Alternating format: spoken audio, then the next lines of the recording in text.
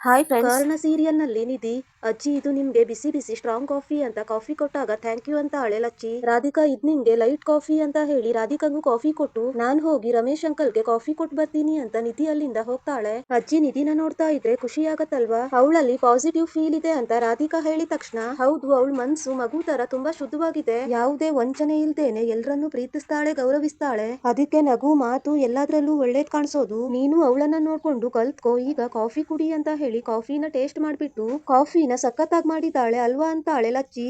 ಹೌದಜ್ಜಿ ಅಂತಾಳೆ ರಾಧಿಕಾ. ಈ ಕಡೆ ನಿಧಿ ರಮೇಶ್ ರೂಮಿಗೆ ಬಂದು ಗುಡ್ ಮಾರ್ನಿಂಗ್ ರಮೇಶ್ ಅಂಕಲ್, ಓ ಸಾರಿ ಇನ್ಮೇಲಿಂದ ಮಾವ ಅಂತ ಕರಿಬೇಕಲ್ವಾ, ಕಾಫಿ ತಗೊಳ್ಳಿ ಮಾವ ಅಂತ ಹೇಳಿ, ಇನ್ಮೇಲೆ ಈ ಮನೆ ದೊಡ್ಡ ಸೊಸೆಯಾಗಿ ನಾನ್ ಮಾಡಿರೋ ಕಾಫಿನೇ ಕುಡಿಬೇಕಾಗತ್ತೆ, ಅಭ್ಯಾಸ ಮಾಡ್ಕೊಳ್ಳಿ, ನಾನ್ ಚೆನ್ನಾಗೇ ಮಾಡ್ತೀನಿ, ಅದ್ರಲ್ಲೇನ್ ಡೌಟೇ ಬೇಡ, ಅಕಸ್ಮಾತ್ ಚೆನ್ನಾಗಿಲ್ಲ ಅಂದ್ರೆ ಅದನ್ನ ಹೇಳಿ ನಾನು ತಿದ್ಕೊಳ್ತೀನಿ, ನಾನ್ ತಿದ್ಕೊಳ್ಳೋದೇ ಇಲ್ಲ ಮಾಡೋದೇ ಇಲ್ಲ, ನಾನಿರೋದೇ ಹೀಗೆ ಅನ್ನೋ ಹಠ ಎಲ್ಲ ನನ್ಗಿಲ್ಲಪ್ಪ.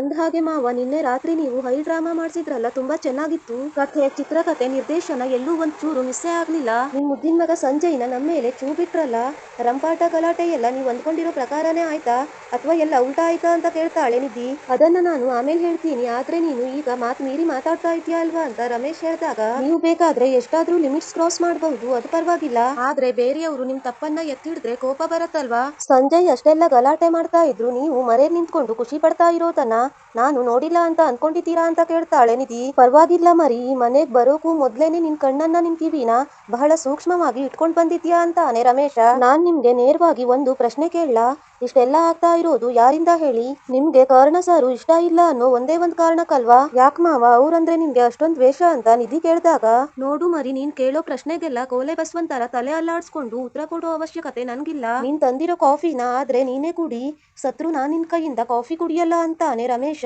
ಸತ್ ಮೇಲೆ ಯಾರು ಏನು ಕುಡಿಯೋದಿಕ್ಕಾಗಲ್ಲ ಮಾವ, ಅದಕ್ಕೆ ಬದುಕಿರುವಾಗ್ಲೇ ಚೆನ್ನಾಗಿ ಕುಡ್ಕೊಂಡು ತಿಂದ್ಕೊಂಡು ಚೆನ್ನಾಗಿರಿ, 4 ಜನರ ಹತ್ರ ಒಳ್ಳೇದ್ ಮಾತಾಡಿ ಅಂತ ಹೇಳೋದಿಕ್ ಬಂದೆ, ಇರೋದು 3 ದಿನ ಇಷ್ಟೊಂದ್ ದ್ವೇಷ ಹೊತ್ಕೊಂಡು ಏನ್ ಮಾಡ್ತೀರಾ ಹೇಳಿ ಅಂತ ಅಳೆ ನಿಧಿ. ಏನಾದ್ರೂ ಮಾಡ್ತೀನಿ, ನಿನಗ್ ಯಾಕೆ ಜಾಸ್ತಿ ಕೆಣಕ್ಬೇಡ, ಸೈಲೆಂಟ್ ಆಗಿ ಹೋಗ್ತಾ ಇರು ಅಂತಾನೆ ರಮೇಶ. ನಿಮ್ ಕೆಟ್ಟತನಕ್ಕೆ ಸಪೋರ್ಟ್ ಮಾಡೋದಿಕ್ಕೆ ಒಂದಷ್ಟು ಜನ ಇದ್ದಾರೆ ಅಲ್ವಾ ಇಲ್ಲಿ, ನಾನ್ ಅವ್ರನ್ನ ಪ್ರೀತಿ ಗೌರವ ಅನ್ನೋ ಅಸ್ತ್ರದಿಂದ ನನ್ ಪರವಾಗಿ ಬರೋ ಹಾಗೆ ಮಾಡ್ತೀನಿ ಅಂತ ನಿಧಿ ಹೇಳ್ತಾಳೆ. ಹೌದಾ, ನನ್ ಮನೇಲಿ ನನ್ನ ಎದುರಿಗೆ ನಿಂತ್ಕೊಂಡು ನನ್ಗೆ ಸವಾಲ್ ಹಾಕ್ತಾ ಇದೀಯಾ, ಪರವಾಗಿಲ್ಲ, ಆದ್ರೂ ನಿನ್ ಧೈರ್ಯನ ಮೆಚ್ಚಬೇಕು ಅಂತ ರಮೇಶ್ ಹೇಳಿದ ತಕ್ಷಣ, ಇದನ್ನ ಸವಾಲ್ ಅಂತ ಅಂದ್ಕೊಂಡ್ರೆ ಅಂದ್ಕೊಳ್ಳಿ, ಆದ್ರೆ ಒಂದನ್ನ ನೆನ್ಪಿಟ್ಕೊಳ್ಳಿ, ನೀವು ದಿನ ಕಳೀತಾ ಇದ್ದ ಹಾಗೆ ಬದಲಾಗ್ತೀರಾ, ಈ ಸಮಾಜದ ಮುಂದೆ ಕಣ್ಣು ತುಂಬಿಕೊಂಡು ಕರ್ಣ ನನ್ ದೊಡ್ಡ ಮಗ ಅಂತ ಬಾಯ್ ತುಂಬಾ ಹೆಮ್ಮೆಯಿಂದ ಹೇಳ್ತೀರಾ, ನೀವ್ ಹಾಗೆ ಹೇಳೋ ತರ ನಾನು ಮಾಡೇ ಮಾಡ್ತೀನಿ, ಇದು ನನ್ ಚಾಲೆಂಜ್ ಅಂತ ಅಳೆ ನಿಧಿ. ಗುಡ್ ಜೋಕ್ ಕೇಳೋಕೆ ಚೆನ್ನಾಗಿದೆ, ಈಗ ಹೋಗಿ ನಿನ್ ಕೆಲ್ಸ ನೋಡ್ಕೋ ಹೋಗಿಲ್ಲಿಂದ ಅಂತಾನೆ ರಮೇಶ.